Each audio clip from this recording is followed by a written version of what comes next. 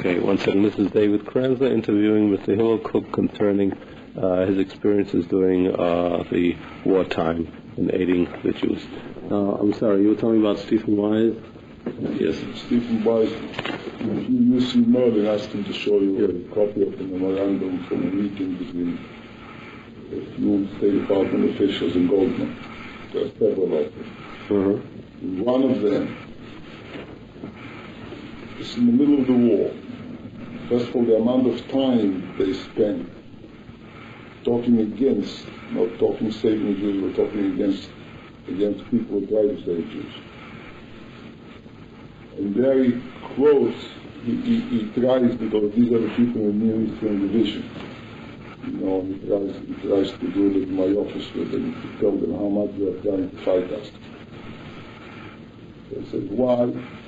Rabbi Wise, in a discussion with John Paley of the War Refugee Board, told when Paley says, how can we stop working with the emergency committee to save Jewish people of Europe? Because without them we wouldn't exist. But certainly because of them we exist. So Wise told him, you should stop working with them because Bergson is as bad as Hitler. Why? I mean, it explains. He said, there's a pause. I mean, nobody asks why, because the State Department are shocked. It's not really drowning in a cup of water if they could. So he says, because Hitler brought anti-Semitism to Europe and Bergson is bringing it to America. Schwarz auf weiß.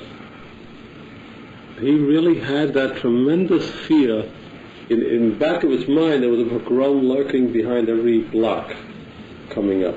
And this man thought if he mentions Jew anywhere, they're suddenly going to rise up against him. It's a conflict of interest, you see. The reason the Orthodox Jews generally look better, an awful lot better, 100 times or 1,000 times better than the other Jews in this thing. Whether it's a Weissmandl here or whether it's the Kalmanovich and the Vadatzolo and the rabbis. When we organized the March of Rabbis to Washington, we were at our ends with. It never dawned on us that there won't be rabbis who will disobey the orders. We were afraid that the establishment won't come. So they won't come, because if all the rabbis came, it would have been a few thousand easily. It must be, I don't know how many rabbis were in America in 1944. And you contacted all the rabbinical organizations? Well, sure. The Reform and Conservative? Sure, we couldn't do anything. We couldn't get organizations to do a thing. We were counting on individuals. I mean, a rabbi. Do you remember contacting the Finkelstein, for example, Louis Finkelstein? No, I never saw. Or the conservative? Why did it need to be prodded? People organized. We did. We contacted them. We had a very large staff. I mean, I wasn't one person. We had about 40, 50, 60 permanent people working. We had a huge office here. We had an office in Washington. We had offices in Philadelphia and Chicago and California. It wasn't except if it weren't for Rabbi Eliezer Silver, who issued a Kol Torah to his. No, he issued more. I forgot. A Dvar Torah, I think we call it. What do they call that? I forgot my yeshiva. Well, the Kol Torah is a leaflet. Kol Torah, no. He issued. Well, a demand, in other words. He demanded. And he was president both of Agudas Yisrael and of the Orthodox rabbis then. And he was the only organized rabbinical body, or head of a rabbinical body, who came, and then a few hundred rabbis came. We were on the verge of going to Moshe Skanin, and paid them to give us Jews with beards, because we didn't want to call it off. That's what Silver later Merlin claims, that Silver, Wise, told Roosevelt, these are not real rabbis, they're just a few old Jews. They didn't go, and they convinced They convinced Roosevelt we arranged with the help of non-Jews usually to get Wallace to interrupt the session of the Senate. You're familiar with this demonstration of the rabbi? Yes. So he interrupted the session of the Senate by arrangement. To make it more dramatic. And asked the senator to join him in receiving the delegation receiving the march of the rabbi on the steps. There's a picture. That I know, but I didn't realize the breaking it up. That's what he did. No, he didn't leave the session quietly. He interrupted the Senate session. See, this I didn't know. That was intentional. See, this is important. And this was arranged with the help of this famous newspaper publisher and editor, William Allen White, from Topeka. He was Hasidim Musa'alam. He was helpful. He was very helpful to us. And he introduced me to Wallace, and he went with me to Wallace to talk, and he convinced Wallace to do it. And we were trying to get Roosevelt to receive a delegation of the rabbis, because the march was from the station to the Capitol to the White House. Right.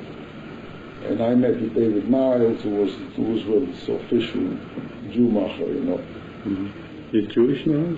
Niles was a Jew, of course. And it was like the Strausses today, or and he wouldn't say yes or no. He would say, hopeful, this, that. He's trying. Evaded the issue. They couldn't make up their mind, because it was already an election year, which we didn't know at the time was, but there was already tension between Roosevelt and Wallace, which we understood later. The reason they really considered seriously to receiving us was they found out that Wallace was doing what he was doing, because Wallace didn't ask them to see. And it became a question of Wallace getting too close to the Jews against Roosevelt being the idol of the Jews. Because at the beginning, I thought we had no hope, because we knew Roosevelt was surrounded with Jewish anti-Semites. I saw Rosman. I never saw, because he wouldn't see me. I saw this Benjamin Cohen a couple of times, got no place for sitting in the White House, the ground floor there, in the basement. He did Frankfurter too. Frankfurter wouldn't see me. The Chief Justice of the United States saw me. One a real incident. Who was that one?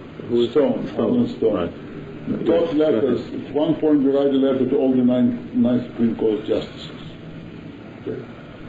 And one day I get requesting what? A meeting? Appointment, saying a few words, We tried to all knock on every door wherever you could, So we write the same letter saying, I would like an appointment with you to discuss this traffic situation, this and this and this and that. Very brief. And I get one day 2 envelopes. Both said Supreme Court of the United States.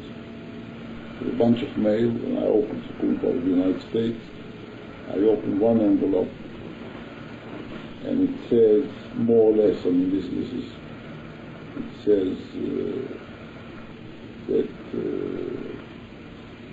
as you probably know, it is, or some, maybe not you probably know, some words, it is not customary for Supreme Court justices, for justice of this court or something, to be associated with political matters or something like this. Therefore, I regret I shan't be able to see you. And then wishing you success in your important endeavors and so forth, very polite Frankfurt. Then I open the second letter.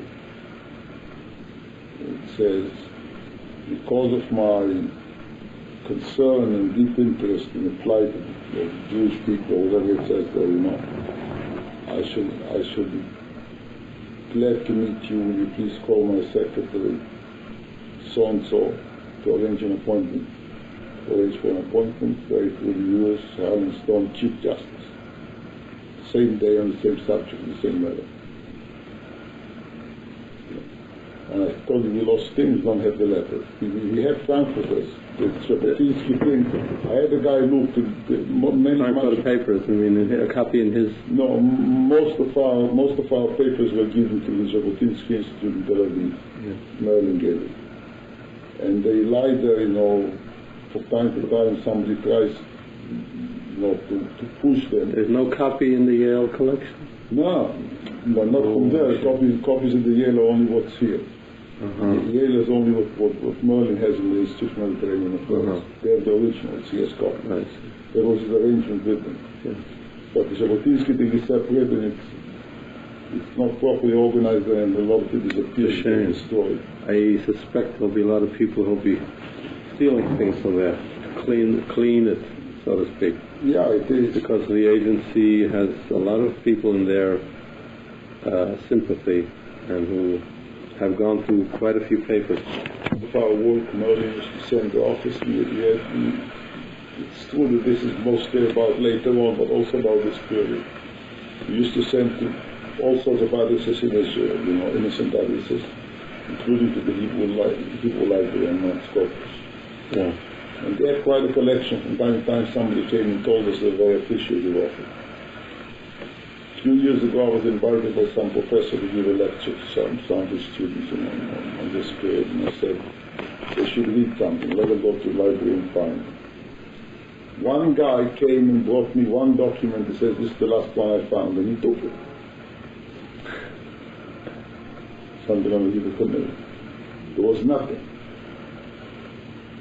Absolutely nothing. And to find out, you have to go and look under revisionists. There is no committee for Jewish Army, no emergency committee to save Jewish people of Europe, no Hebrew committee of national liberation under revisionists to find out. Well, I still am not that clear about the distinction and the break, which I discovered. Because they classify you still in the books as revisionist. Bauer mentions you as revisionist. Because they're vicious liars. They're simple liars, and they're vicious liars, and they're vicious liars.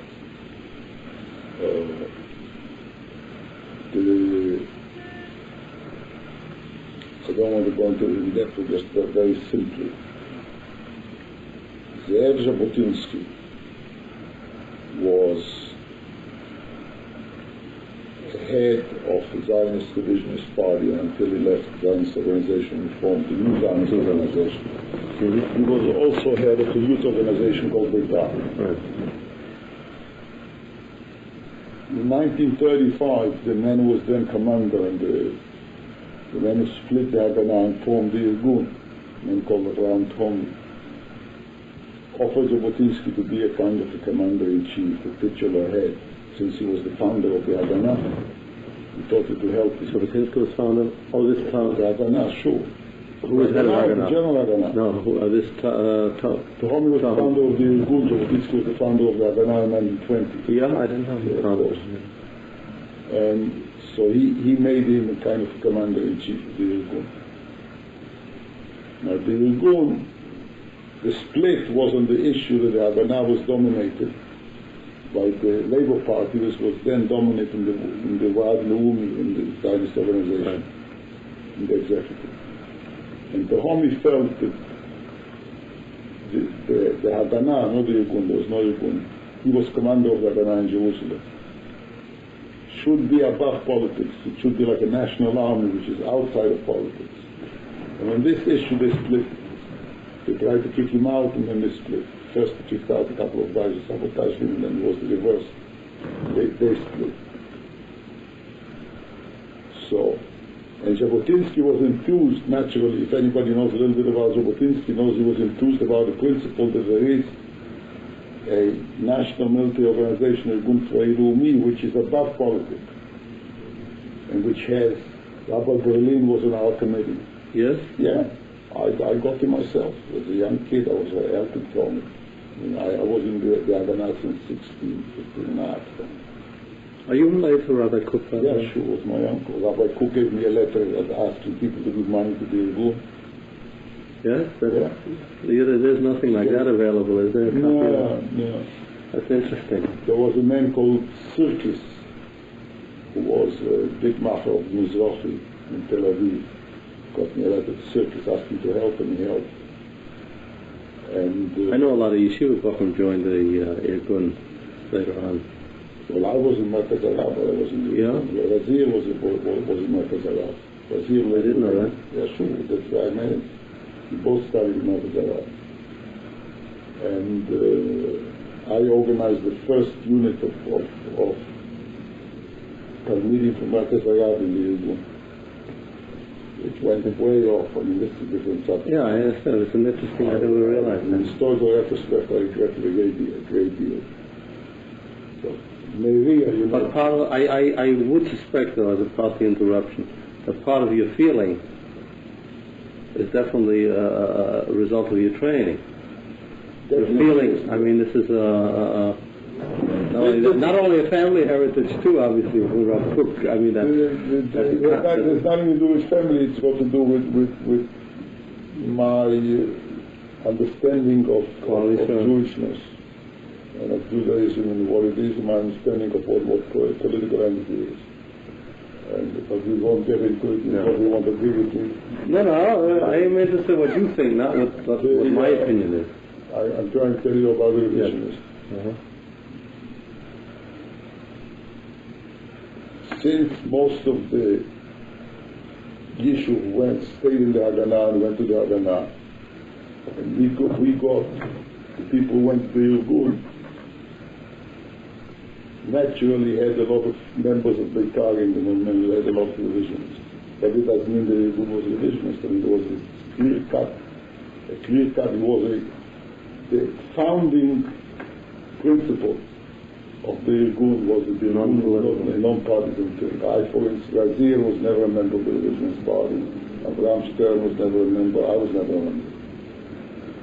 We were three members of the High Command of the Irgun on the 37th break after Corona when we went to Haganah. He got fired. Most of the officers went back. And who became the head after him?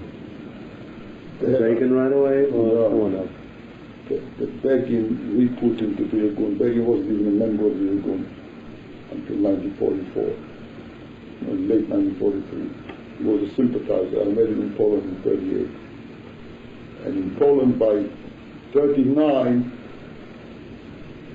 90-some% of the Beitar members who were over 18 were all in Irgun underground. Begin wasn't.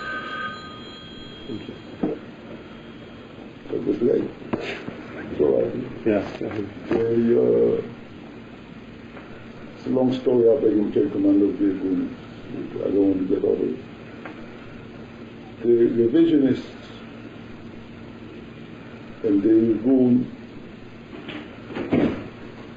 excuse me. Me? In Eretz Yisrael. There were a lot of revisionists of Beitarim, active Beitarim, ex-Beitarim in the Irgun, but this didn't make the Irgun Beitar. Because the principle that the Irgun is an above-party organization was above all except what Jabotinsky itself was the cornerstone of our existence. That's how we came into being. Otherwise, why the split from the Haganah? The whole mishmash, which through the revisionists, the Irgun as a revisionist, was a libelous accusation by the Mapayniks, by the opposition, because the Irgun had sympathy. And they were fighting the revisionists. It was easier to say that the revisionists now are having a private army to take over the country by force, not from the British, but from the Jews. Begin, after the fact, did something which I have no word milder than criminal. I mean, it's a desecration of every fighter who fell for his country and for his nation to say he fell for a party. It is a criminal act. If the Irgun existed, I would demand to court-martial him with the most severe consequences, because I did not give the best years of my life to be a fighter for the revisionist party. Nor did Dov Gruner and the other people who went and got hanged for the revisionist party. And then anybody who says it is a criminal to the memory of the people who supposedly idealize it, to advance his politician. He's a cheap, vulgar, ruthless politician. And it's useless because between Mapai, who are a bunch of cheap, vulgar politicians, and between the Cherut politicians, we're in the middle. We forced him, as a matter of fact, after he founded Cherut.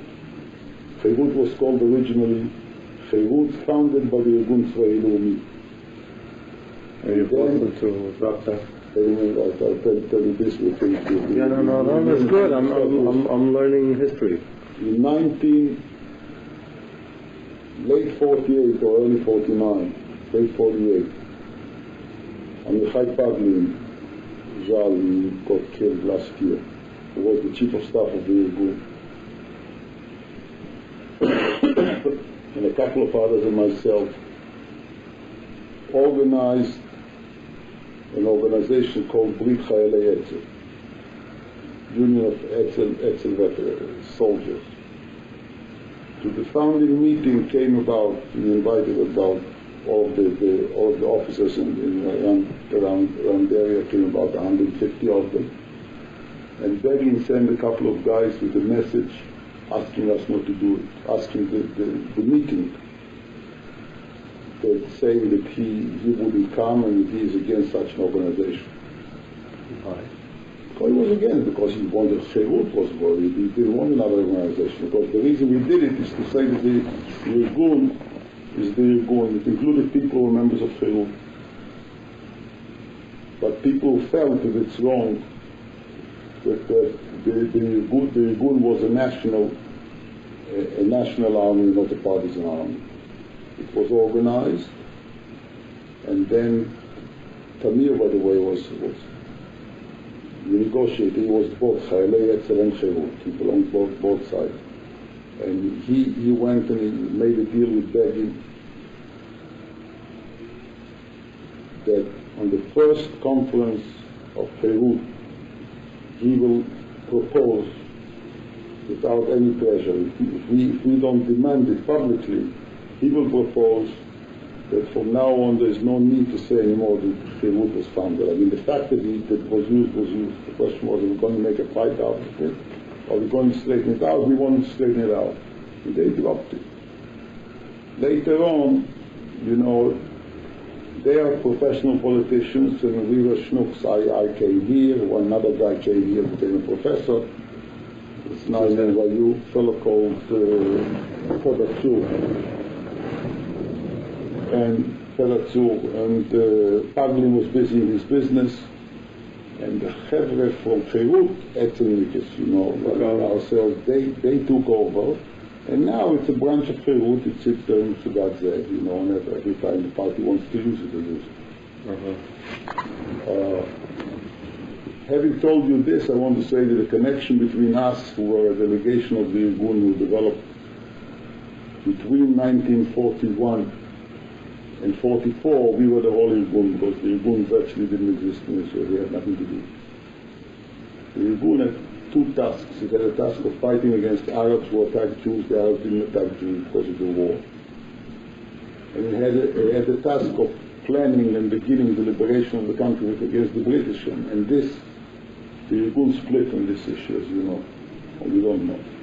When the war broke out, the question of should you side with the British? The Irgun decided to wait till later. And on this, Abraham Stern and the others split the Irgun and formed the circle, the Fighters for Freedom for Israel. What really happened is that the majority of the Irgun then went home. A tiny minority went with Stern.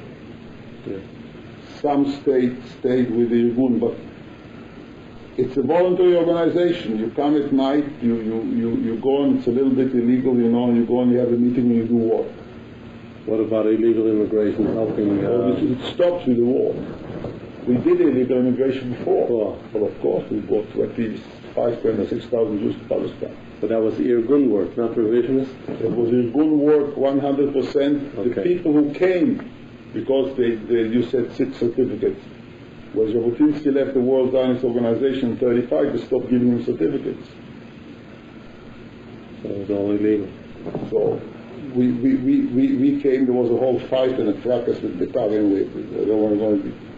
We organized, the originator, by the way, of the illegal immigration was an individual who was totally wiped out.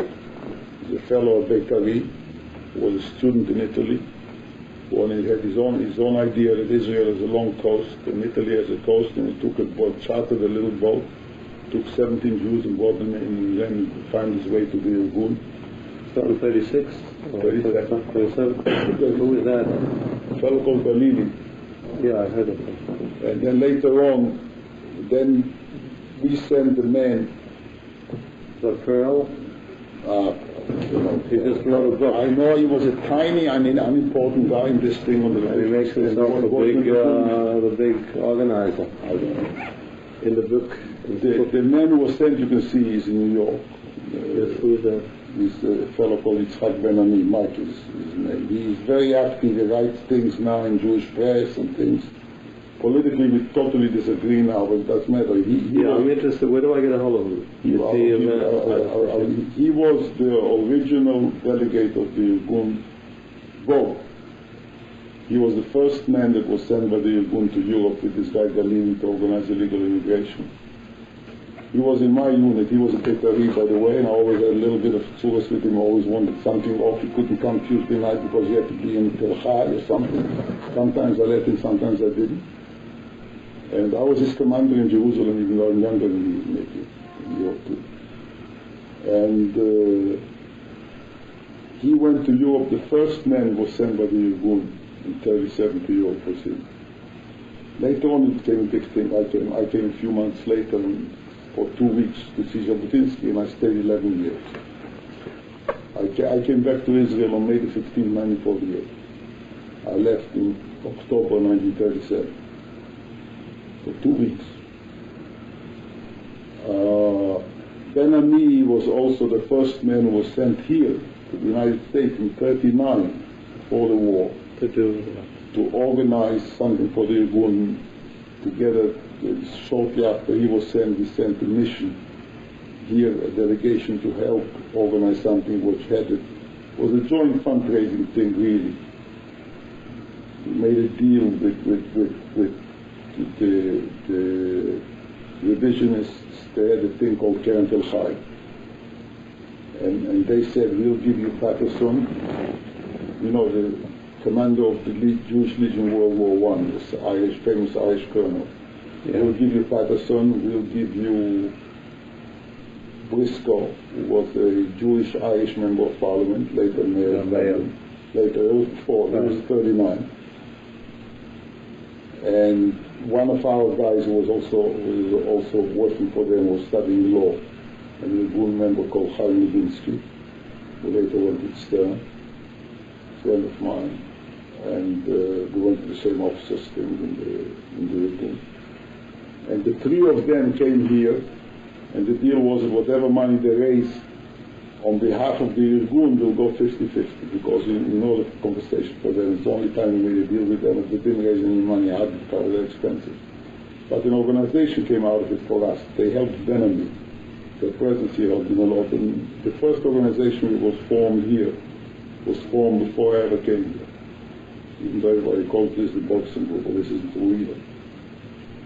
The first organization was called the American Friends of the Jewish Palestine. It was formed either late 39 or early 40. I think in 39 still. I arrived here only in July 1940. Mike Ben-Ami, you can find in the phone book. He lives in West End Avenue, and if you want later, I'll give you his phone number. And he's a one-man committee now. He's very active. He retired from business. He stayed in America. He was on the Altalena too, by the way. He represented the people committee on the Altalena. Now your group to, what do you call it? What was the name of that group again? For Jewish Palestine Committee for? Which one? The one who was founded in 1929? Yeah. American Friends of the Jewish Palestine. Now your concept in distinction from the other Zionists at that point in relation to the... No distinction, we were Zionists like anybody else. No, what I'm saying in distinction, you wanted, some Zionists were not completely convinced a totally Jewish Palestine, in other words, of a Jewish state. Were you, at that time, proposing a Jewish state? Obviously. Opposing or proposing? Some people, some Zionists did not. At that stage did not... We did it clearly. We did at the beginning, okay. Yeah. So I just wanted to ask now, in reference to that, at the Biltmore conference, I believe in 42, if I'm not mistaken, was that the one where the establishment of a Jewish state, of a Jewish Commonwealth, was this, would you say, this had anything to do with your group, in the sense of achieving the aim of finally getting a Jewish Commonwealth? I don't think so. No. I don't think so. In other words, they came to it on their own...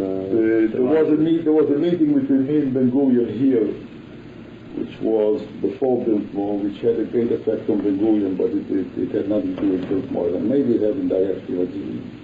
I don't know. What Ben Gurion did in 48 had connection with us. In what respect? Declaring independence, because but we are getting away from the subject. No. Yeah. Okay. Now let's concentrate a little bit. Let's get back. Revisionist. We are as connected with the revisionist after I gave you the explanation as with Agudas Yisrael. Okay. You worked with him or without him? We were a national liberation force above politics. We were the beginnings of a Jewish army. Okay. When did you shift gears, so to speak, to think in terms of trying to rescue Jews in the United States? Now, once you came, how did that shift come about? That came about on November, I believe. I used to think it's 1825 or 6. That came when Wise came out of the State Department and announced that 2 million Jews were massacred. Mm-hmm. There was no shift. There was a shock. I mean, I read it in the paper and I couldn't believe my eyes. And I was then executive director of the Committee of the Jewish Army of Stateless and Palestinian Jews, as we called it, because the problem with Jews started coming out, the problem of Jewish identity. Generally speaking, in my opinion, the Jews were massacred because of a conflict of identity. Hitler had no such conflict. Hitler had no such conflict, but the Jews could have been saved. Oh, you mean if the Jews didn't have that conflict? The Jews have a conflict because the cry of Jewish unity, when it comes away from religion, is a lie throughout the centuries, and a tragedy, and it's still a tragedy facing us all. It's the conflict today. Israel, from being a solution to the Jewish problem, is the greatest Jewish problem. There is no accident that the Orthodox Jews were better. Because you can have a religious unity. You can have a religious unity that transcends national boundaries and national affiliations. Because you have to remember that until the last war, 1914, between 14 and 18, German Jews in German uniforms were shooting on British Jews and on French Jews who were shooting back or shooting vice versa. This everybody knows. What nobody pays attention to is that while this was going on historically, they were talking that nothing is more important to Jews than unity. Where were they talking about that unity? All over. I mean, what is bigger than unity? Zionist claim. When Hitler came, you see what happened to us. We didn't pretend to be leaders of the Jewish people. You know, we were young guys doing a job in our sector. In our sector, we thought that we had to have power enough to protect ourselves from the Arabs, and eventually we'll have to fight the British. It became clearer and clearer. At the beginning it was only against the Arabs.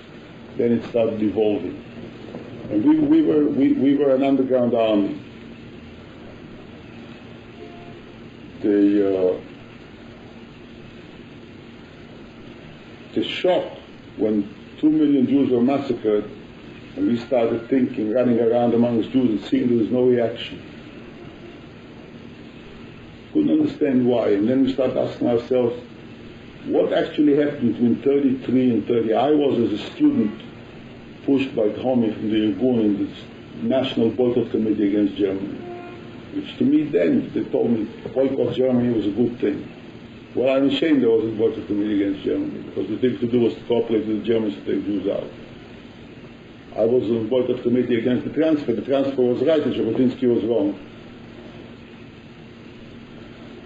You mean that 37 Galili business was against Jabotinsky's will? The transferring those first 17 Jews? No. I'm speaking about the Jewish agency made an agreement with Hitler. Yes. With Hitler's government. You mean the transfer of money? Transfer the of money to help right. the Jews get out. Right. Jabotinsky fought it, and he was wrong. Yeah, well, in retrospect, he certainly was wrong. Anyway, what happened? Hitler didn't start massacring Jews. The lack of reaction, not that I'm absolving the world, but the lack of reaction, say in the United States, the lack of reaction in France was because the French Jews had a conflict of interest with German Jews. Because it wasn't good for French Jews to make too big of a fuss, too big of a cry against the contention that German Jews aren't Germans but Jews. Because if German Jews aren't Germans, then French Jews aren't French. And American Jews aren't American. If this is the root of the issue, then, because had the Jews had, instead of a lie of unity, some real unity, some honest differences, at least verbalize the differences, it wouldn't have been so passive during the years 33, 39. Hitler didn't start killing Jews in 42. What do you mean by passive? Because Jews were passive, because they did nothing. They also sabotaged a little bit. What should Jews have done, as you say, at that time? 101,000 things. I don't know. I'm saying you're not taking this meaning taking up a gun somewhere. No, okay. No. But the reaction wasn't there. It wasn't a reaction. There was a little bit of crying, a little bit of ahina, a little bit of aher, nothing. I mean, when I think, because I lived in 33. I mean, in 1933 I was 18. I didn't know nothing. I know there's another Haman there, you know. We surpassed the other Hamans, will surpass this Haman. Even later on, when we were active, we were sure that the Jews are doing everything that can be humanly done.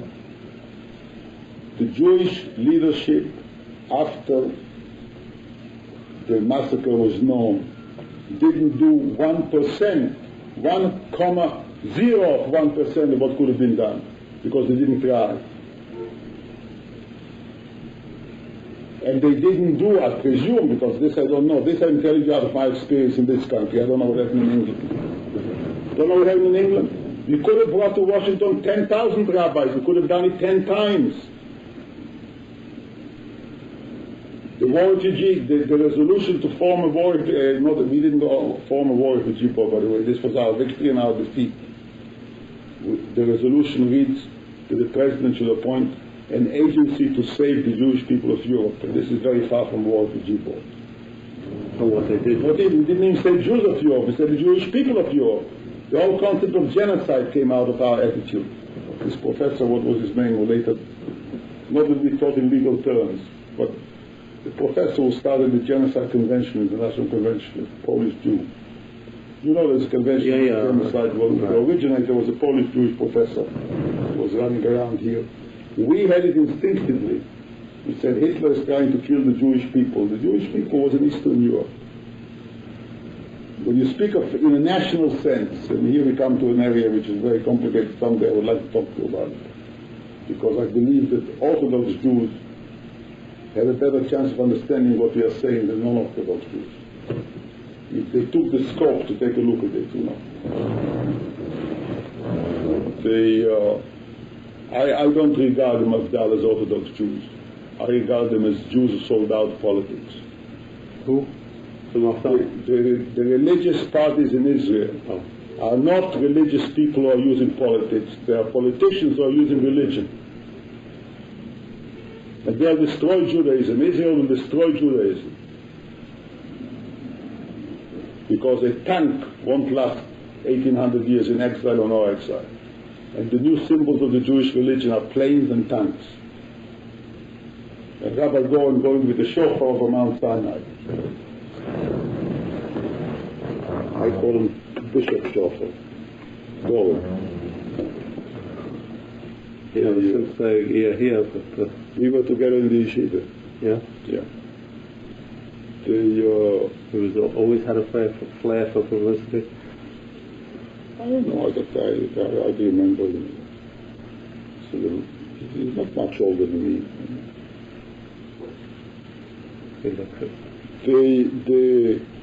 The day I read this paper, as I told you, I was executive committee for Jewish Army, and we used to meet. We had quite a few important Americans in the committee, and with their help, I was all of, what was I, 1942, I was 28, 1915,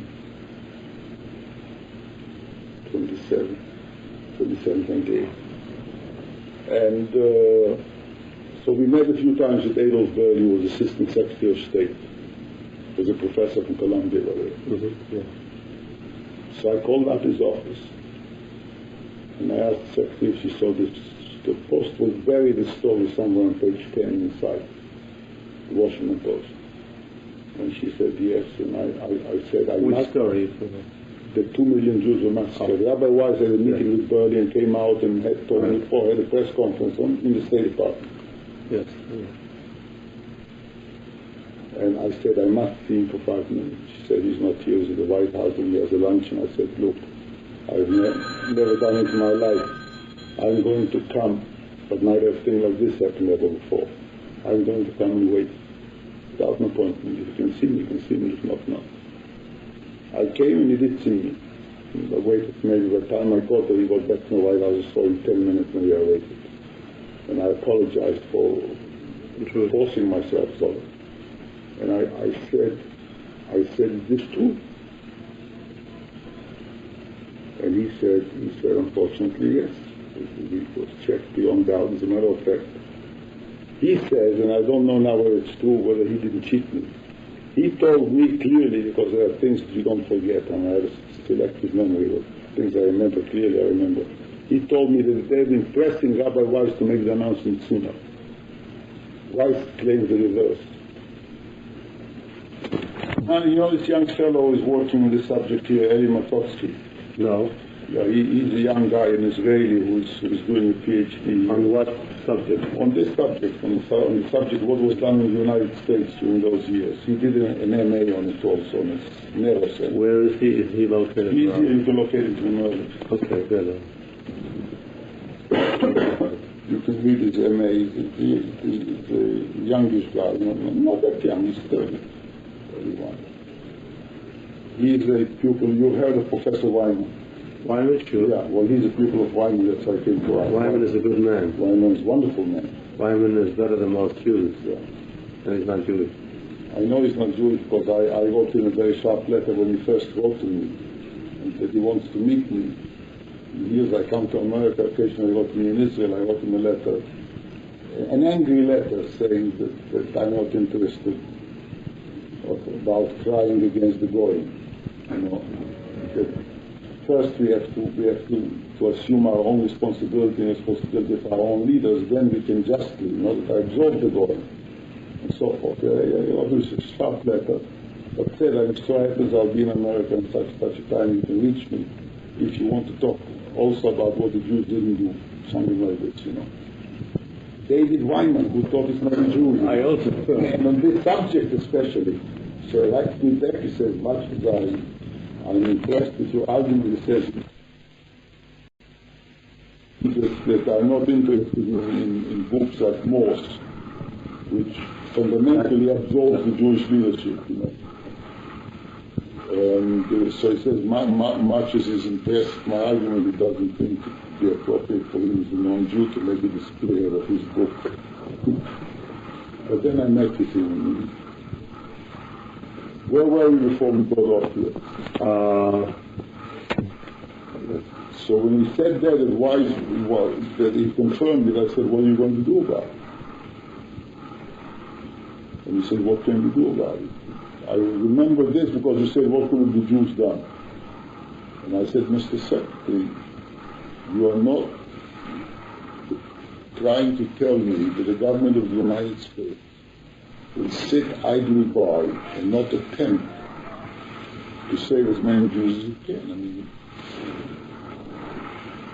and then I said, I am one young Jew in this country.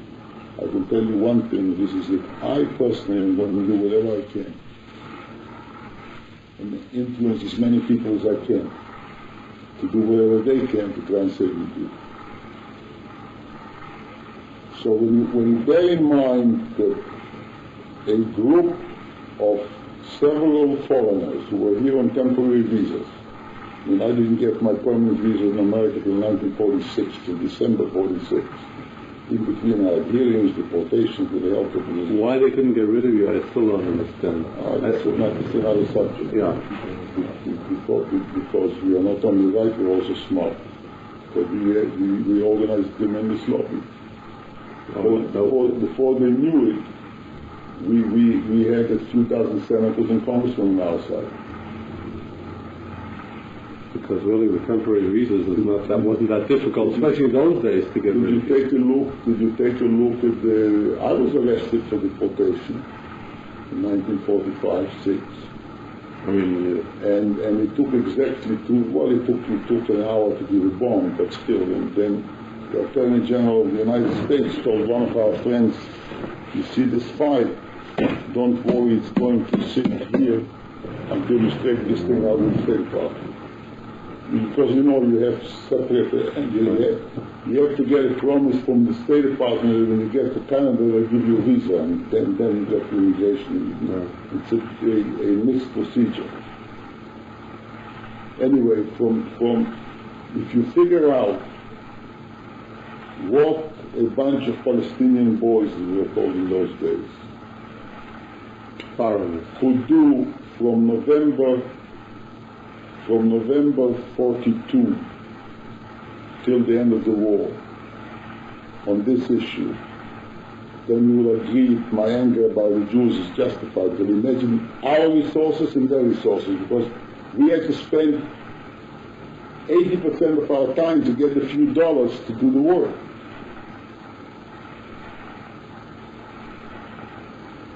People said that I was a great schnorrer. In the whole history of our movement, we had two rich Jews, and this was after that period, unfortunately.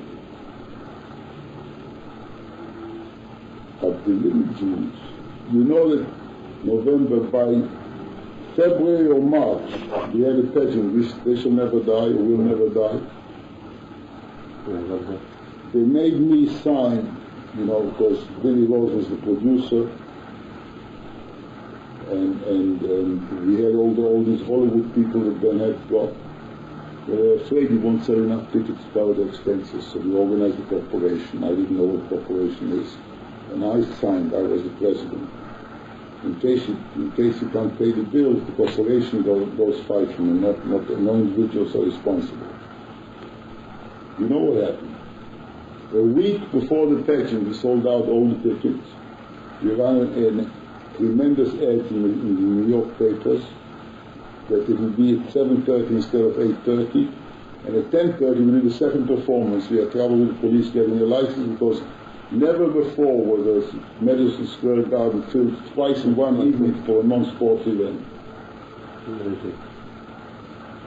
And they say the Jews didn't care. What was that date? Do you remember the date for that? All right, okay. I don't remember anything. In other words, you had rank and file Jews that... The Jews, you could have gotten 500,000 Jews to march in Washington. The Jewish establishment? How come you couldn't get the rank and file to march then if you could get to Madison Square Garden? We didn't think of it. Tell you the truth, we didn't think of it. Some people ask me how come we didn't think of violence. Well, that's ahistorical. That's not anachronistic. It was a different era. I'm amazed that you got the Rabbanim to mark, because that too is an unusual step. You never did. The full-page ads were unusual stuff. Who was running full-page ads about it? The word Jews big. I mean, the Jews were shocked that they had the footprint of right, the word Jew so big. No, big. Bring it to their attention.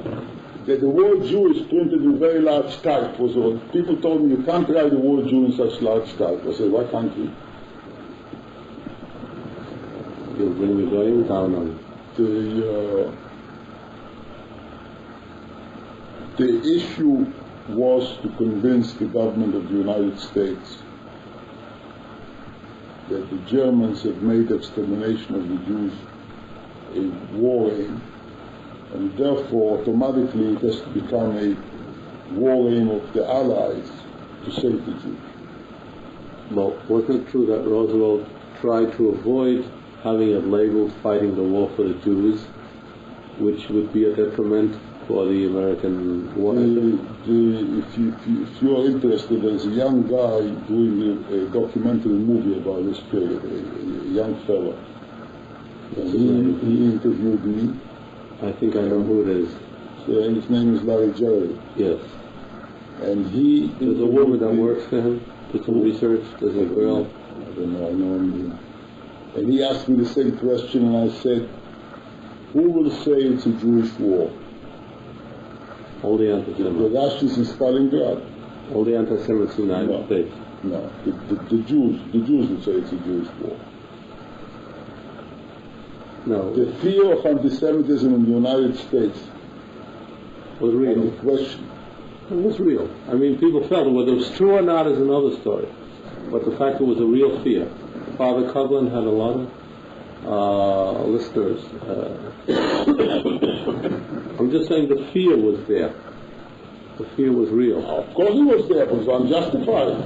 That's a separate thing. We're not talking about justice now. We're not talking about whether there should be any anti-Semitism. We're just talking simply about sociological, looking at this picture of the Jews in 1938, 39. My dear friend, you want to say that because of the fear of Father Coughlin, the American Jewish leadership, that he was justified in being petrified? Not justified. Being afraid not to do anything. I'm just saying that's what made them freeze. I'm not justified. I know. I suspected that, and I knew that the minute I saw this thing. I told you, the wife says that I'm a Hitler because I bring anti-Semitism to America. Yeah, I mean, he really believed it. He believed it. That doesn't absolve it. That's a separate thing. I'm not talking about justification. I'm just simply describing at this point. And now, can you get in the direction you started to tell me at one point you should have, and you attempted, was it, to make several marches of the Rabbanim? No, I said we could have made marches of Jews. Didn't think of it. Oh, no, but earlier than that you said something like... No, I said they could have made. Why didn't they do it? When they found out we are doing the pageant, who's they? The Zionists, the various groups, yes. And they break, I don't know. Did they oppose that pageant? Was there any opposition to that? No, as far as I know. No, but what they did is they went and they had a mass meeting the week before. Oh, you mean it was created after you announced that they made it? Of course, because we had announced it in advance because we had to sell tickets. We wanted to raise, we did it as a thing, secondly we had no money. We had to raise money to finance more activities, to do more activities, to raise more money, to finance more activities, you know. Yeah, but their Madison Square Garden Assembly didn't create anything. It was just a meeting with speeches, you know. With no practical results.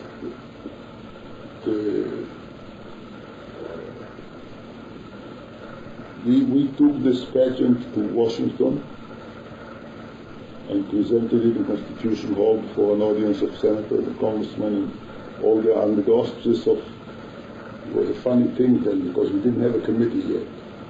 And we didn't want to say committee for the Jewish Army is doing it because the Jewish Army is a little political, you know. So we did Senator Edwin Johnson and Mr. Peter Bergson invite you. It was like an anonymous invitation to a pageant. And then I ran around and got all the ambassadors of Europe and the French Committee of National Liberation. And for the first time he had tears in his eyes and he talked to me. He said, if France didn't lose the war, this couldn't have happened in Europe. There's a one-armed colonel they had here, slip. And the others boycotted him, and we said, we had trouble with his ambassadors. They said they wouldn't endorse it because he's not a member of the diplomatic staff. And finally, by all sorts of conversations and things, until I got the first one to agree, they wanted me to agree with the dean. The dean should be first, was a Belgian. And I went to the Polish ambassador and said, you should be first because all this is happening in Poland. And mostly Polish Jews being killed. He says, but this and that, finally I decided to help them. And I did a simple trick.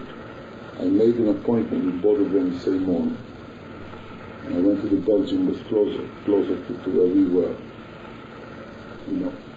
And I said to Mr. Ambassador, I'm happy to tell you the Polish ambassador has decided that you were right after all.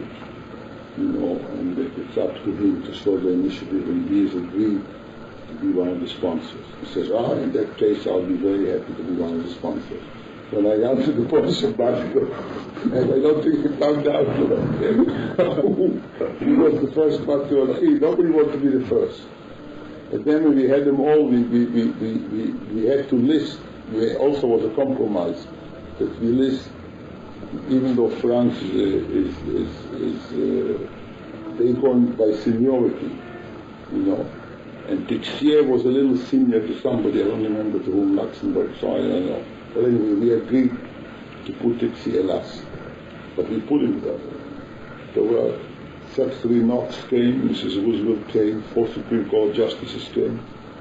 I mean, the whole who's who of Washington was there. It was without tickets, I mean, it was by invitation, filled the whole hall. Constitution Hall, which is a large hall. In Washington, for official Washington, about all of the embassies except the British didn't show up. Was that in 43? It was also 44. No, 43. 43. Early 43. And were there any practical results of this? I mean, this should have really moved Washington if you had so many bigwigs come. You couldn't move. You had to move the president. And he was the big obstacle. You couldn't move the president. And I am no chassid of Roosevelt, never was. You couldn't move the president when the Jews around him not only didn't pressure him, but to the contrary.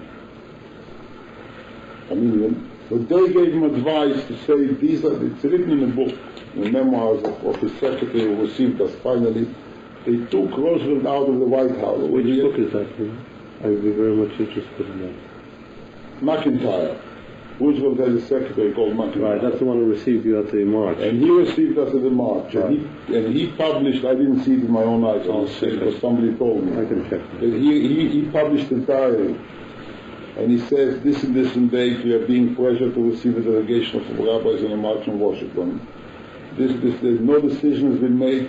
Then he says, our Jewish friends advise the president not to receive the delegation, saying that these are not the kind of Jews he should be associated with. And he says that because of the sensitivity of the issue, it was decided the president should not be in the White House, and they send him out to dedicate a bomber to an airport, to dedicate a bomber to.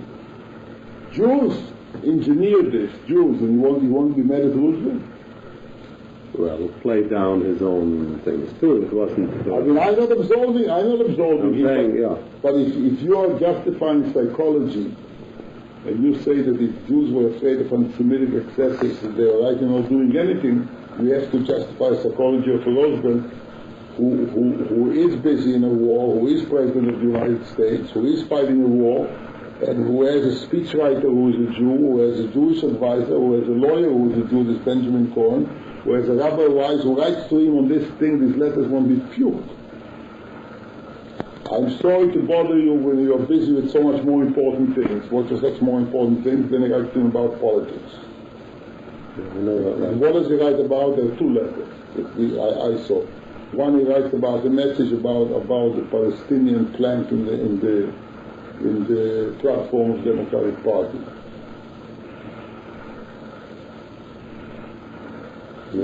For 44 convention. Dear boss, he calls it. You see those letters?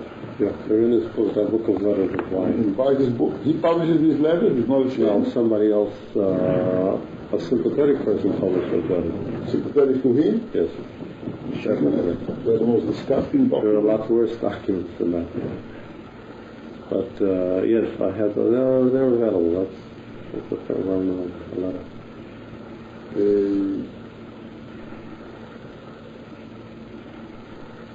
Let me steer Did you you. see those pictures? The tremendous press coverage to the March of Rabbis. Kalmanovich was in all the papers. I did not see very much. They photographed him crying. I want to see that very much. I guess you have it in the I office. don't know. Because I looked at the New York Times only. There was a small article. No, very small. No, there was in the evening paper. In the back somewhere? First of all, in the Washington paper. Yes, I mean you have them in the office. I I don't know. I believe I haven't has seen it in a them. long time. I remember it from then. There was one picture was bigger than this. A couple of pictures were very, very picturesque. You know, Yes, their faces. yes. Not only several others. As a silver in He was in the front, center. Leventhal was there in the front. You were, I think, in the front row too. If I'm not mistaken. I One of don't the remember pictures. where the hell I was. I don't remember myself in the picture. There's a war veteran, from the Jewish war veterans. He was in the front. He's prominent in the picture, the well-known picture. I'd like to put that in this volume here. But let me get back to that march, since you brought a certain perspective to it. Can you tell me something about the origin of that and the? I don't know. The ideas. We had all sorts of ideas. We worked on Many projects. whatever came up. I can't even remember how it came about. And did you have contact with the Varat Sala or was one before? With Silva or anyone before the march? Was this your first contact? We operate on different levels. Uh-huh. We had the people who got silver, for instance. We had some of the Yiddish journalists. We had a Jewish section, as we call it. It's very funny. Yiddish. Well, we call it Jewish section because all our committees were non-sectarian. The Emergency Committee of Jewish People of Europe was not a Jewish organization. Even the first organization, American Friends of the Jewish Palestine, was not a Jewish organization. And this was done by instinct, not by policy. Feeling that we come as speaking for a nation, trying to get American people. It's natural that American Jews would be more active, more interested. But it shouldn't be a strictly Jewish organization. Today, 32 years after the existence of Israel, AIPAC, the American Israel Public Affairs Committee, is officially a Jewish organization, which I think is counterproductive, at least to say the basic message. Lobbying for Israel be composed only of Jews. Can't have Jewish organizations. A lobbying organization for Israel should be composed of an American organization and get as many non-Jews as possible. And one can get Bring back to that march again. All right, you're saying you're operating on different levels. So you say in some areas you had already had contact previously? Is that it? I don't remember. All right, just to your recollection, where do you recall any kind of contact with the religious in any way? The person with us who worked in terms, we were not really geared. They say viciously, the Zionists say about us, how many Jews did you say? As if we were Avad Hatzolah. We didn't claim to be Avad Hatzolah. You saw our material. You should look it over carefully. Mm-hmm. We were a political lobby. Our job was to get programs for rescue into the United States government. We had a program to make an Ir Miklat, to make a camp, a huge camp, 25 square miles in Turkey. So it should be known over Europe that once a Jew gets in across the border, starts moving, he has a haven someplace, and we suggested the Allies guarantee the Turks, A, to keep them there, to feed them, which means there's bakshish, B, to take them out, and we didn't say where. This we were accused of being traitors. To Palestine. Sure, because we didn't say take them out of Palestine. Well, that's what the Zionists here. That's why they couldn't accept you. One of the main reasons they couldn't accept you is because you were willing to negate Palestine at the expense of saving Jews. It was to them, because they've always had, I mean, I was brought up, my father was a Zionist, I was brought up as a Zionist. I called myself in the late 40s a post-Zionist. Today I'm an anti-Zionist. What is the post-Zionist? What do you mean by that? After Zionism, you know, I didn't want to attack them. And officially Zionism ended with the state. Zionists today are people who don't recognize the state of Israel. I mean, if I'm an Israeli Jew, what on earth does it mean that I define myself as a Zionist? And I'll tell you why I'm against it, because I hate ideologies. And the Zionists, to me, in 43 I realized that what I thought was Zionism was one thing, what they thought was Zionism was another thing. I thought that Zionism was supposed to help Jews, and they thought that Zionism was supposed to be an ideology. How can you betray Jews for Zionism and not vice versa? Well, what does Zionism mean? The minute you said save the Jews by opening the gates of Palestine, not that it shouldn't be said, but you knew this was a lost battle. I mean, the fight against the white paper with the war was enough of an answer. Until you knew that so many thousands of Jews are massacred a day, 5, 10, 12, whatever the numbers were, even if it was 500 was enough to change drastically if you had concern for these people. And they never were flexible enough to change. They weren't, because they're an ideology today. Today, we're sitting here to now, there's still a Zionist ideology and not a concern for people, because they'll bring a disaster upon Israel and a disaster upon the Jews of the world because of this conflict. We'll see that the same thing is going on. The same false unity when there are differences of emphasis and probably in some cases differences of interest. Among whom? I mean, I'm not clear. Amongst Jews and Israelis. Amongst religion and nationality. I mean, where I differ with the Satmar, with Mituri Karka, is they hate Israel. I agree with them when they say that to say that Israel is at Chalpa de Gula is heresy. I agree with them. Why they hate Israel, I don't know. I mean, why don't they treat Israel like Brooklyn? Because Brooklyn is not a Jewish state. For them, a Jewish state. Neither is Israel a Jewish state. Israel is a state for Jews, not a Jewish state. But that's not what the Zionists claim. That's what it is. That's why I say that's why they're endangering the Jews. Because to them it's an ideology. You see, Israel is my America. You see, you have America and you're a Jew, and I have Israel and I'm a Jew, and I want as much as possible the political structure of Israel as a nation state to be as similar to the United States, what the United States does for you, as I can. And the Zionists say that Israel doesn't supposed to be anything like a country that belongs, whose duty is to take care of its people, which any nation state is. That Israel is a part of the Jewish people. Israel is a political entity, I mean, and this is absolute hogwash. This is riding out, this is eating the Yerusha of the 6 million dead Jews, eating the sentiments, eating the guilt complexes of American Jews. When all this will be over, it will disappear, because you cannot have the rights that other states have without the duties. And that's basically what Israel is called. The Zionist formula of Israel is claiming. What duties are they avoiding? Duties of a modern nation state that has duties to its people, there's duties to its non-Jewish citizens, that has duties to its neighbors, and it has relations. I mean, the fact that Israel is a Jewish state, and if you want to say it religiously, the way America is a Christian state, by all means Israel is a Jewish state. because the vast majority of the people of Israel are Jews. And therefore, in Israel, the banks will be closed on Yom Kippur. The way in New York, they're closed on Christmas. Despite the constitutional separation of state and religion. What's one got to do with the other? But the concept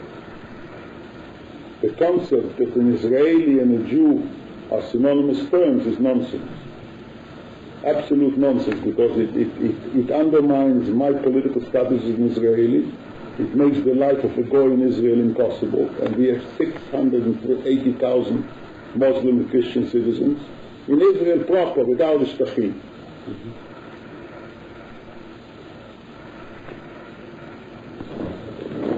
And it makes your life here eventually, when there will be, and we are heading to a conflict between Israel and the United States, is unnecessarily endangering the position of Jews in the United States and in France and in England. They don't even think about it. Would you say the attitude of the Israeli government towards the Russian immigrants is likewise in this along the same vein? I don't write articles. I don't have to waste tape about this. I don't write articles. I haven't written an article in 20-some years. I wrote one little article in Haaretz a couple of years ago. The title that I gave it was called "Does Israel Care About the Jews?" The editor liked the article but didn't like the title, so he changed it without asking me. Apparently they have a right, I didn't know, I was American. He changed it and called it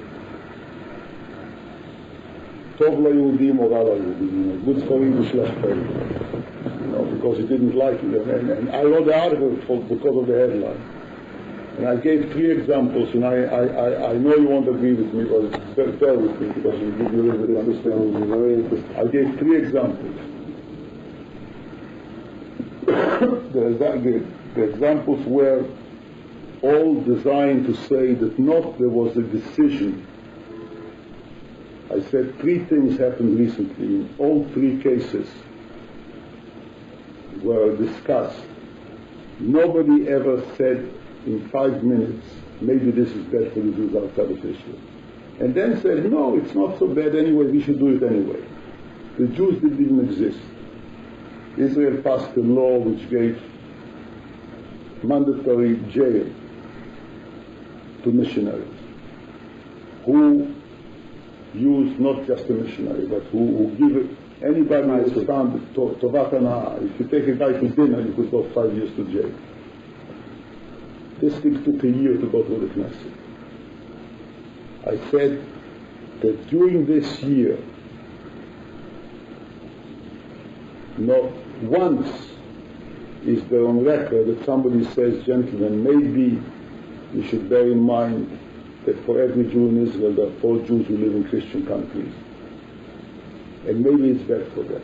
And then decide. I say, I don't deny the Knesset the right to decide. What I'm pointing out is that the argument was never brought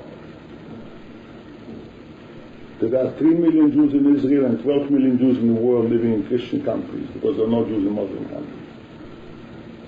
One. The second one was specifically dealing with America. Mr. Begin appointed a South African journalist, a Jew, as his advisor on information after his friend Shmuel Katz resigned. I said, I don't know the gentleman, I presume he's all right, it's Begin's right to appoint anybody he has. I said, did anybody in the Prime Minister's office say that there are serious changes in America, that the blacks are becoming a big political power, there's tension between Jews and blacks? And what will it do to the relationship of the Jewish communities in America if the spokesman for the Prime Minister of Israel and for Israel is a South African who came from South Africa, was appointed while he was there, came to Israel, not a Jew who originated in South Africa, a South African. Again, wasn't mentioned, wasn't discussed. By the way, I was so outraged with this, I called, at one time I used my old rank and I called Begin's sidekick, Kadishai, I didn't believe they'll do it because it was announced and then I didn't see it. When I saw second references about to come, I thought, you're crazy. You know, he says, what do you mean? You're going to discriminate against South Africa and say, no, but do we have? You can't take a Lubavitcher Chassid? I mean, do a little better. I mean, if you want there. I mean, you want a new immigrant in this job, fine. But why from South Africa? It's a state geschrieben, you have to be. And he wasn't a new immigrant. He was imported for this purpose. He was the editor of Begin's paper there. And he wrote a book about Begin, you know, praising him to heaven. The third thing was the easiest of all, was very short. The press was full of reports that Israel wants to sell Taiwan 24 jets. And the Americans don't permit them. They were working very hard because these are American engines. The Americans were already in the flirt with China and they didn't want it. I said, China is the largest nation on earth. Jews live all over the world. Does it pay for the sake of a few $1 million profit? That's all that's involved. There was no political thing, there was no alliance. It was simply a commercial deal. Does it pay to incur? Do we have the right, again, thinking, is it good for Israel? The government's competent to decide. Did it bring in mind that there are Jews, any place where China might move, there might be Jews? Does it pay for a few $1 million to incur the animosity of China? These are the three examples. In 1950, I had to threaten the Speaker of the Knesset, where I was a member, an independent member. I was elected Cherut, and I wasn't a member of Cherut, but I was elected because there was a Constituent Assembly, you probably don't know. Oh, yeah. There was no election to the first Knesset. And then there was a putsch, as I called it in the session. I wanted the Knesset to debate the very explosive subject, I say with the quotation marks. I introduced a motion that there should be a discussion in the Knesset. Matzav Yehudei Russia, the condition of the Jews in Russia. And they refused. They didn't say, they couldn't say no, so they tried to convince me it's bad, it's too sensitive. I said, what do you mean it's sensitive? I finally had to threaten them. I said, I'm going to go to the Supreme Court. You know. So finally they said, okay, if you will agree that there shouldn't be a debate, but it should be referred to the Foreign Affairs Committee. I said, this is fair enough. I mean, I will raise the question, and then one of you will say that since it's a very important question, it should be dealt in the Foreign Affairs Committee, and I will agree it should be referred so you don't have to vote against me. Because obviously you can vote against me. We have two members, Jabotinsky and I, were together. It took about 6 months before we could do it, and we had a few sessions in the Foreign Affairs Committee and I started talking plans and things. Gornish. Israel started dealing with Russian Jews after the Russians left Israel. And I suggest that after 67, when the Russians closed their embassy in Israel. Not till 68 they were doing anything about Jews from Russia. Wasn't that just the opposite? Aren't you contradicting yourself when you say maybe they were afraid of bringing up the question and making it worse for Jews? Why were they afraid in 68? They were liars, as usual. They lied when they didn't want me to talk about it, and they do irresponsible things to Russian Jews now. With total disregard for the Jews in Russia who don't want to leave our country. Total disregard. I mean, they are advocating, they are pressuring Hayes and these people, they are trying to do whatever they can not to help Russian Jews who don't go to Israel. You know that. Yeah. Israel isn't a country, it's not a country for people, it's an ideology. They are like the communists in Russia. What did the communists do? The communism started to liberate the working classes and the poor peasants. And instead it enslaved them because they're an ideology. In other words, it's not Israel, nothing. In other words, it's not... It has nothing to do with logic. There's nothing to do with logic. No, I meant about Russian Jews. I mean, why is it all right for an American Jew to sit in America and for a Russian Jew it's wrong to come to America? For 400,000 Israelis to live in America? Much built up. Or what is that, New York? They are perverting Rabbi Kook, by the way. Because what happens is that if somebody who was an innovator in his time, you must presume that he will continue to be an innovator. That's why I said that Orthodox Jews, by all, I didn't finish what we said. We were not organized for the purpose, the emergency conference. We started with an emergency conference to save Jewish people of Europe, and then became a committee. Yet, Eli Jabotinsky was very active in the technical aspect of our illegal immigration. You know, he kept on saying that we should engage as much as possible. While the political thing is the main thing, we should also do that. And we sent him to Turkey. You know, we sent him to Turkey, and the Zionists kicked him out and got arrested, like Brandt. Right. And we warned one of our guys that warned Brandt that what happened to him would be the same thing. He shouldn't go on that day. Jakob Griffel He was warned Brandt. So who warned him? No, I think through Griffel. Yes. I think through Griffel. Because we didn't have anybody anymore there. There are cables. Ari said we could have taken out 1,500 Jews a week could be brought out from Europe when he was there. There was already 44 there. Mm-hmm. And there were boats available, there was everything available. But when you say that they were criticizing this man for sending 2 million Jews because he sent 60 instead of 40. 60 instead of 20 or no?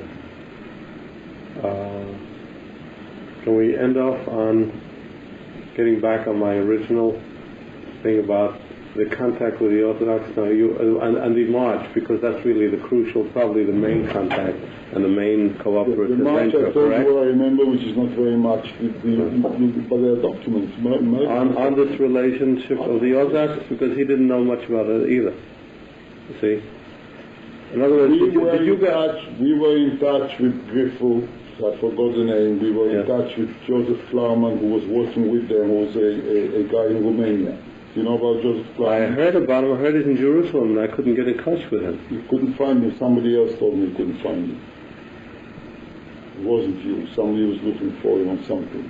Because I still would like to get his address. He's retired. He was in the Jewish agency for the Ferut. He's a Ferut guy. And he retired. I don't know where he is. He worked closely with the Vadatzola, and he worked with us. To the degree that we were involved from time to time, things came up. Right.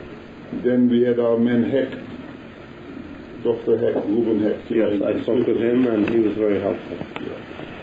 He's got a lot of documents. He worked with the Sternbuch in Switzerland. He did what he could. Yeah, I was there. Sternbuch, he's no longer alive. He and both died. I know his daughter and his son lives in London, daughter lives in Borough Park. The uncle, Mom told me 2 days ago, the uncle had to go to a funeral to Israel. So she left a letter with Mrs. There's the brother of this Mrs. Sternbuch in Switzerland. Who has no clue to the papers. He has not a lot, but he has a little section, I think Tamir is the one that Tamir used. The other rest of them are in London, which I don't know, I told you when you told me, I know very little about it. Right, that's I'm aware of. And his nephew is writing something about Mrs. Sternbuch. But that's a separate story. I was interested in hearing the relationship between the various... Because we had better... It's not important. But no, we had good relations with the World Refugee Board. I remember from time to time some things came up that John Paley or Du Bois or somebody was asking about them. They liked him, by the way, too. Everybody liked him. I couldn't have liked him. Paley was a nice man. No, I mean the Vadatzola people. I don't know the inside. Well, I know that they were often considered pests and nudniks and. I remember once or twice they wanted something which they hesitated or something, and I pushed them a little bit. I don't remember what it was. Something to get him a license or get him something. I don't know. How did you get Ira Hirschman? He was one of your men, or how did you get him in? He was the vice chairman of our committee, unfortunately. In what way do you say unfortunately? Because he's a phony and a fraud. In what way? In what he did, what he was sent to do. What was he sent to do? What didn't he accomplish, in your opinion? He was originally, I'll tell you what, Ira Hirschman, let me stop. Yes, that's the conclusion. we ran ads in the papers, as you know. There was a shortage of paper. So we were waiting, always had to wait. We submitted a text to the Times and they said you have to wait until we have paper. So at one point we said, what's going on? I mean, stores have nothing to sell. And they run ads. Is it more important to run an ad about saving Jews than about the Macy's sale or Bloomingdale's sale? You're talking about space in the newspaper. Yeah. Space in the There paper. was control of newspapers. Yeah. You know, there wasn't enough paper. There was no paper. So you had a limited number of pages. A limited number of pages you could use. So I said, they have contracts. Go to them and ask them to wait. We'll be glad to publish you instead of there. So we start scouring around who knows somebody, and somebody says they know the vice president in charge of public relations in Bloomingdale's, and Mr. Ira Hirschman, the working appointed Mr. Ira Hirschman. I went to see Mr. Ira Hirschman and told him what we were doing and this and that. And first of all, he gave us some space and we ran an ad. And he promised to give us some more space. Then he became a little involved and I asked him to join the committee, and he joined the committee and made him vice president. I remember that we had an old man, now he's an old man, then he wasn't old, he was older than we were, called Johann Smotenko. Professor Johann Smotenko was a revisionist. And he hated Jewish? Yeah, a Jew, a revisionist. I mean, a Zionist revisionist, not a Chinese revisionist. And he said, he spoke against him, and I just came to a board meeting and suggested, I mean, I thought in theory we didn't have such, a Jew was something, was something, you know, we had very important non-Jews, but we had very few important Jews. So, I mean, we had people, Ickes was honorary chairman of our Washington committee, you know, as Secretary of Interior, we had the Under-Secretary of Interior. And Ickes couldn't move Roosevelt?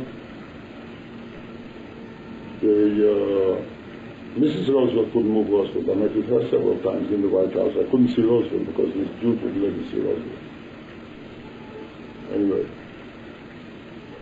then we wanted to send a delegation to Turkey of 3 people.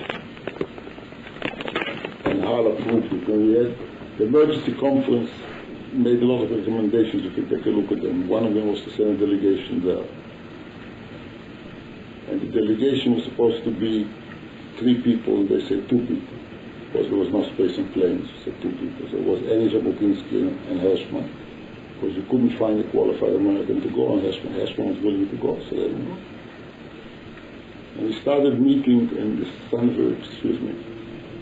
anti-Semitic so-and-so, Breckinridge Long, was sabotaging us all the time. We finally got a second appointment with Hal, and called him in on the carpet. And then, finally they said, all right, now they can go, but one at a time. Meanwhile, behind my back, which I learned years later, you know, Breckinridge Long was working on Hirschman. You know, saying, you know, you're an American, you can understand this fellow Bergson, you know, this and that, Jabotinsky, all sorts of people like that. But still, he was sitting in an airport, in a military airport, waiting for a plane to go to Turkey for the emergency committee, as an emissary of the emergency committee. When I get a phone call from John Paley, he says he wants to see me if I can come over.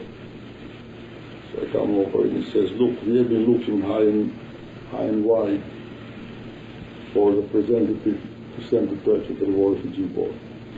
You have this fellow sitting there. What kind of a guy is he? I said, well, you want to know? He says, because if he's the right man, if you think so, we'll appoint him as our representative. You know. So you'll kill 2 birds with 1 stone. You have you men as our representative, you'll be able to do more.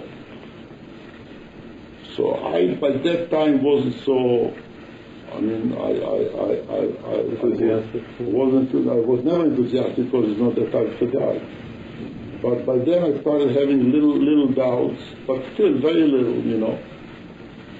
And I figured it didn't dawn on me that the recommendation to make, because anything they did, they had to fight the State Department all the time. The State Department approved him already. It was a bad time for you. I didn't know. Again, I found it out later. You see, I just didn't do my homework, because the same day that they wanted to check with me, when I said he's all right, because they didn't even bring him back themselves, but I think they brought him back to briefing or something from the airport for a couple of days.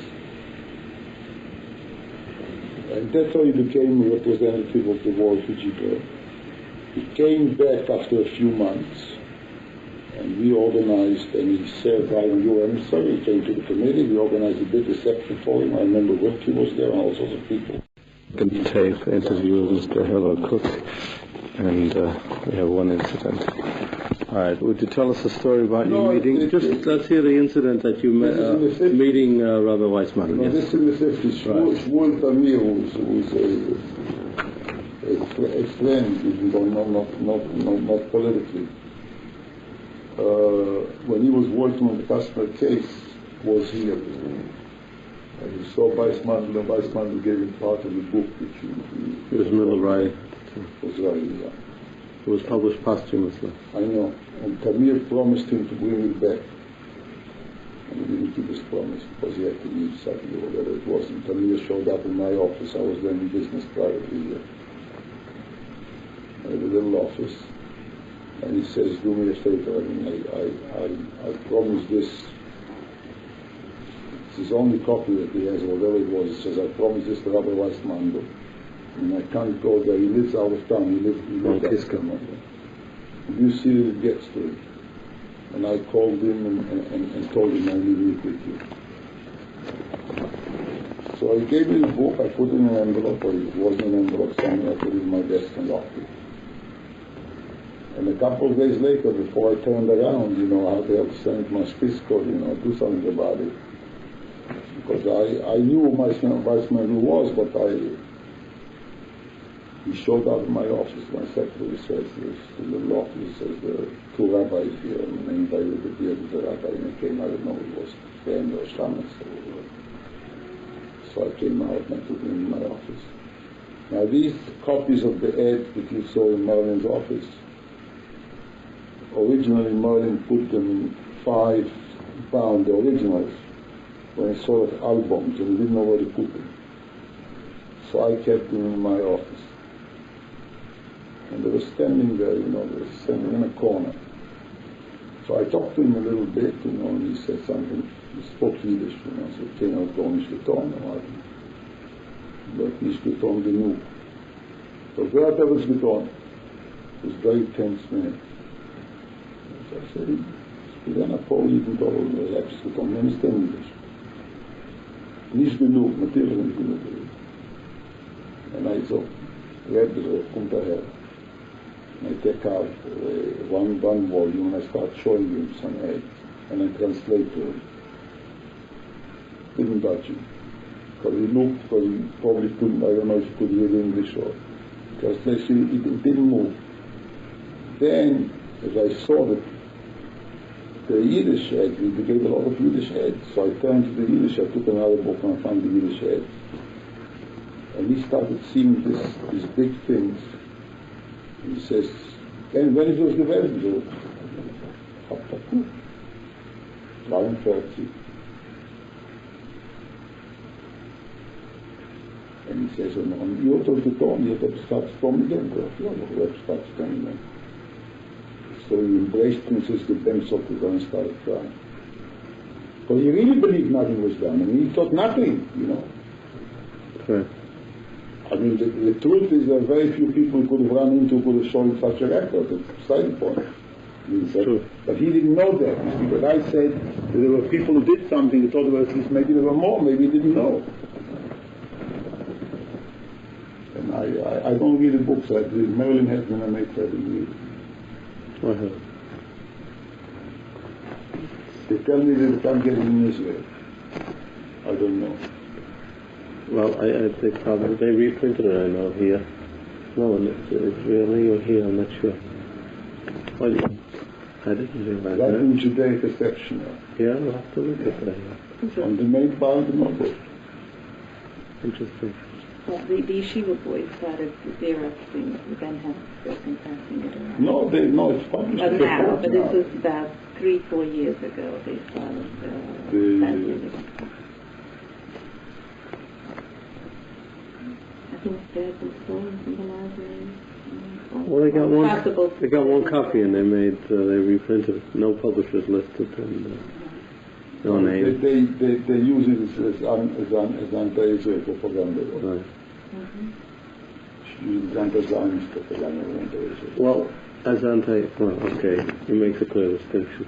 Oh, there is a big distinction. And now I was just explaining to Judy your viewpoint.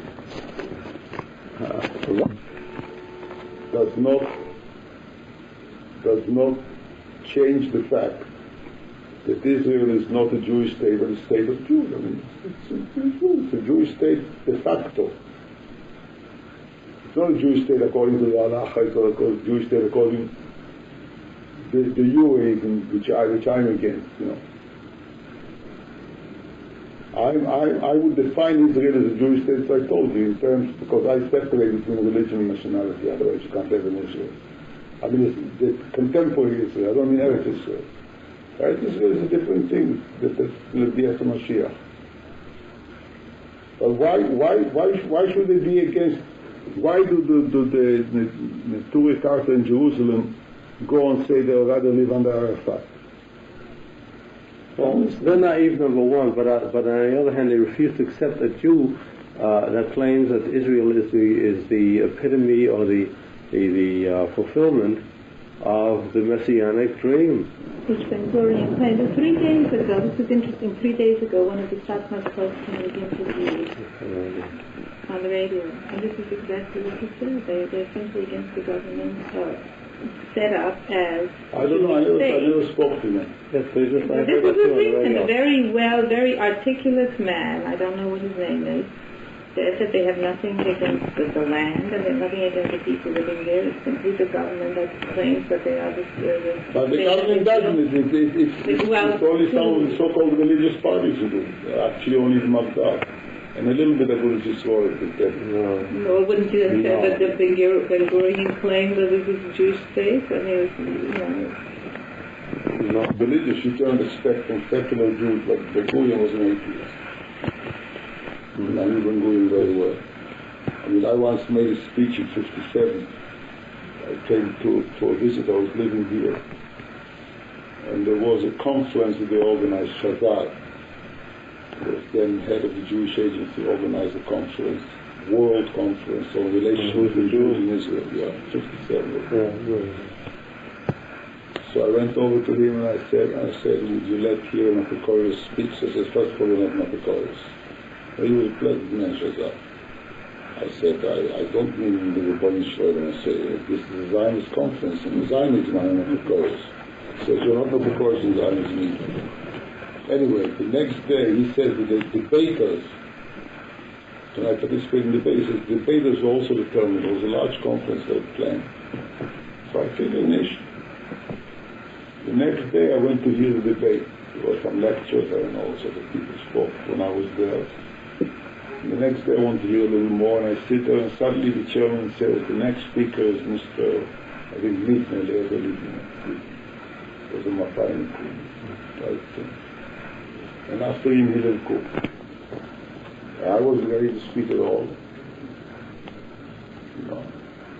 So I got up and I spoke of the importance of separation of religion, that Israel is a secular nation,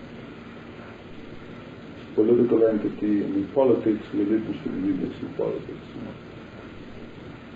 And I suggested, and I say this as a believing Jew believes in God. And for the sake of the religion, for the sake of preservation of Judaism, if they want to, it would be a much better idea to establish a huge center of Judaism in Israel. Lahavdil, I said, if they want to, I mean, it's up to the rabbis to decide if they want to have a kind of a central religious authority or a central university or a central study or have it extraterritorial or do whatever they want. Vatican. The Vatican, I said, love, there's a Vatican. Otherwise, the whole of Israel would be a Vatican, but since it will be a godless Vatican, and this will be worse. So, a couple of days later, the whole thing was over in a debate, not a debate, but Ben Gurion and Goldman spoke. Goldman was then president of the Zionist organization. So I went by to hear that. And when it was over, uninterested by the way, when it was over, I turned around to leave, somebody knocks me on the door and says, the Prime Minister is calling you. So I turned around and Gurion was like this. So I came over and I said, hello. He says, no, you came back finally? I said, not yet, just to visit. So he says, I read the transcript of your speech. I said, thank you very much. I said, I haven't seen it till this day, and they didn't print it, by the way. Because my father-in-law, my young wife, because I'm widow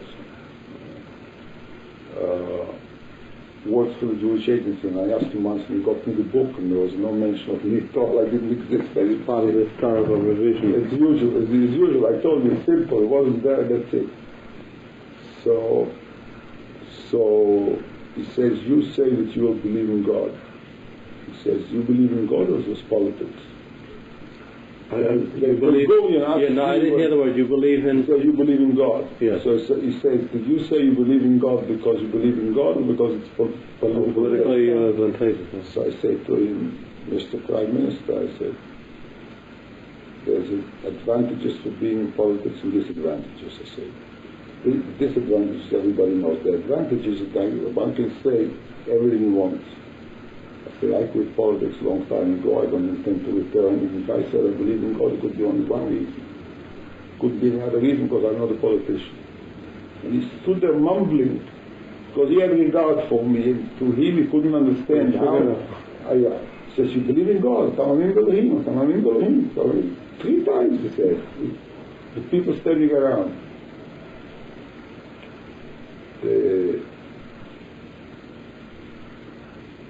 Only real Orthodox people, I believe, if we're talking about Rabbi Kook before he came, I believe that had he been alive, he would have taken a different attitude. The reverse of his son, who is, by the way, a wonderful man personally, and Sugar totally, it's a very complicated story. Yeah. Individually, I love him. He's a wonderful, pure, he's a real tzaddik. But emotionally, he went off the road because he was very frustrated. You know, he was all children of very famous fathers have problems, but he was humiliated. He took it very nicely. You see, he had a sister. He had 2 sisters actually, but one was sort of away. Because Rabbi Kook was married twice. He had a daughter from previous marriage and 2 children from the next marriage. So he had a sister with the same father and mother. And she married the Yeshiva Bocher by the name of Sholem Nosson Ra'anan, who changed his name to Sholem Nosson Ra'anan Kook. You know, like Hasidim, he took on an Aiden. And when Rabbi Kook died, they made him, not the son, not the Tzvi Hulid. They made him the Rosh Hashiva, not Malmoch, he became chief rabbi. It was Herzog. Yeah. But and generally all the time he never had any children. He wanted very much children. They couldn't. They went to doctors in Vienna, and then his poor wife died young, and he remained alone. He's a very lonely man, living alone. I don't know. She must have died in the 30s, late 30s, I think, maybe early 40s. In the 40s. And since then he's been alone. And suddenly, just by being there and being a wonderfully warm human being and being a Talmid Chacham, and a Kabbalist a little bit, And all these young people, started, and this Sholem Nosson passed away too, he also died. So he now couldn't anymore. He was an older man. They figured, he's the titular Rosh Hashiva. So they gravitated to him, and he couldn't withstand the temptation. You know.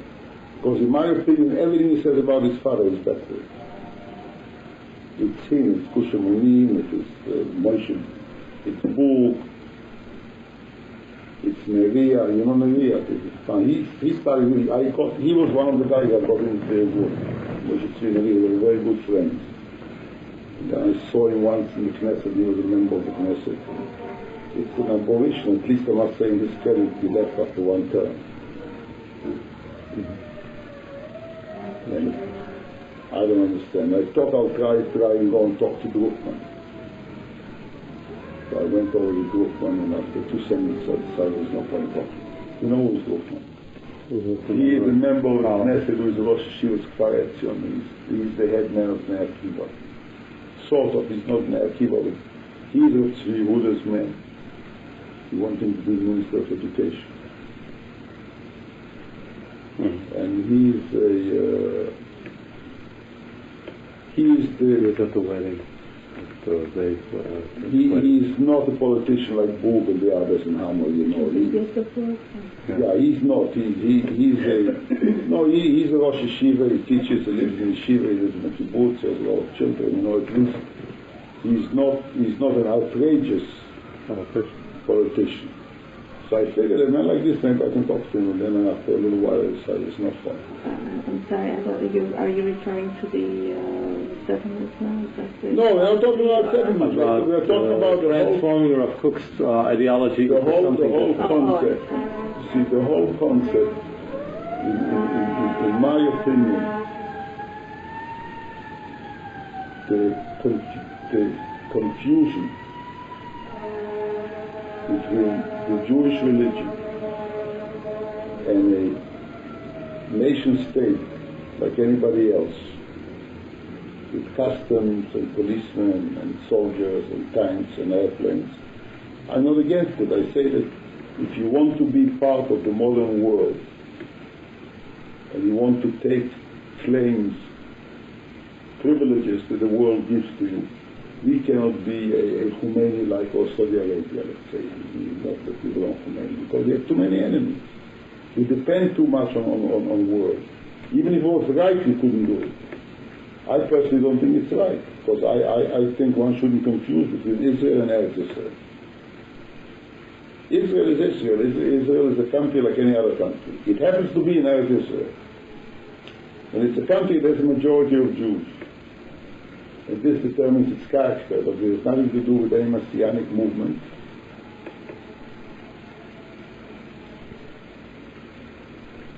It's a very complex philosophy. It didn't work.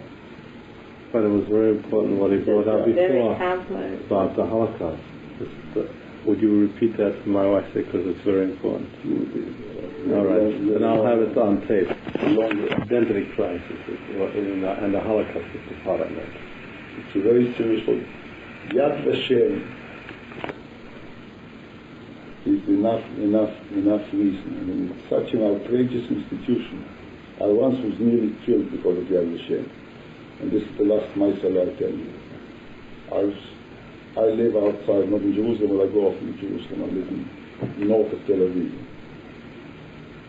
So I was going to Jerusalem and I was taking a friend, a woman who had to go to Jerusalem. She used to call me and ask, if I'm going such and such a day. I said yes. So I took her along. We come to Jerusalem, we talk about all sorts of things, And we come to Jerusalem, I said, where are you going? She says, maybe you're going to the same place. Aren't you invited to the reception for, what was his name, Hillel Kook? Hillel Kook was an ambassador for Russia, was a big shot in the Israeli government. When he came back from Russia, he was appointed Director General of Yad Vashem. And he was leaving, and there was a new guy becoming Director General of Yad Vashem. Is it Hausner now? No. Hausner is the chairman or something. The guy who runs, it's an institution. Yeah. A professional who runs it. So, I don't know, I've never been there. It's Kukowski. I don't know who it is, I don't intend to go there ever. Not because of this incident, because of the whole thing. Also, even if it was alright, we need to think, but it's not alright. It's very far from alright. So, that's the Bauer and the Bauers. So she says, she says, I'm meeting my parents, and we are going for 3 o'clock. She's a good friend of my father, so we are going to the reception they're giving me. I say, where's the reception? She said, we have the shame. At this point, I nearly fell off the road. I mean, I nearly lost the road. You know, we were just mounting the twist in Jerusalem. I didn't let go of the steering. I mean, you know, I didn't concentrate, and I had to make a turn. I say, what do you mean it's Yad Vashem? She said, it's Yad Vashem. I have the invitation. She started looking, couldn't find the invitation. So I said, you are wrong. It couldn't be. It's probably between David or the Hilton. I said, it was not Hilton yet. Maybe it was. I said, it'd be some place, maybe in the Knesset. She says, no. She says, I think I've been there before. So I dropped her off, wherever I dropped her off, and I went to my appointment, which happened to be 2 Americans, one a professor, one a journalist. We're eating in a cafe. So the journalist, I say, look, something happened. I tell him the story. He says, do me a favor. I mean, I can't believe it. So he says, I'll call up my friend so-and-so in Jerusalem Post, I'll find out. So he comes back and says, yeah. They were both flabbergasted. I was flabbergasted. For the next couple of days, I was talking to people. They say, I saw it on television. Alon was the Minister of Education. I don't say they didn't dance there, they didn't get drunk. But it was a reception, you know, with a shtickle letter and little meats, you know, and with speeches. In this irony. It's unbelievable. I mean, I still can't get over it. It's about 8-9 years ago. Can you understand it? I can understand how you felt about it. Yeah. Don't you understand people who do that? What about the folks? The first time. I mean, they slept Arafat. Sadat, they forced it. They don't ask them what they want to do. Which is also disgusting, by the way, because it humiliates the memory of the people. They slept, you know, and then they treated. It was another office bar. One day there'll be a strike with tickets. You know, Yad Vashem unfair to employees or something. You know, so the UJA was here. Nice people. I'm sorry I can't reference this. The work that was done by the emergency committee on this subject no honest person or no shlumiel cannot see it. I mean, you had a Zionist like Feingold, also never bothered to see us, by the way. I met him a couple of years after his book was published. But you couldn't, anybody who does any historical work, if you worked on this period in the State Department papers, in Roosevelt's papers, and any papers, you can keep on coming across it. The attacks alone would lead you to it. There's a fellow in Jerusalem called David Shapiro, who's very good, and he contacted us. He's an Orthodox Jew like you are. He did it, a doctorate there, he's a historian. David Shapiro was at the Hebrew University? Yeah. He's Merlin says that he's the most knowledgeable man on the subject. He was raised, I think his father was an American, but he's an Israeli, I think he was born in Israel. And he says that he became interested at a very early stage. He came to us, you know, because he read the attacks. He works, he's married with a couple of kids, and he works with Machon Yadut Zmanenu, you know, this institute, right. the Bauer's Institute. Now it's Bauer's, it was Davis originally, Moshe Davis started. So he sees all the Zionist archives, and he was doing his doctorate also on the Zionist Emergency Council, I think, or something like this. And he found all these attacks. So he would say, what do these people do? They're attacked so much. I mean, an Israeli journalist was trying to interview me once. No, he didn't know anything about me, nothing at all. He knew a little bit, he heard something with his Gur, Nahin, Naher, you know. So I started talking a little bit about the subject, and I mentioned that the Zionist Congress in 46 passed a special resolution against us. He says, hey, it's very important, wait a minute, you know. And the whole interview came out on television because of this thing, because the minute he heard we reported that, what we did, he didn't know. But if they pass a special resolution against us saying we split the Jewish people, you know, then it became important. So even the attacks, how can a man sit in New York?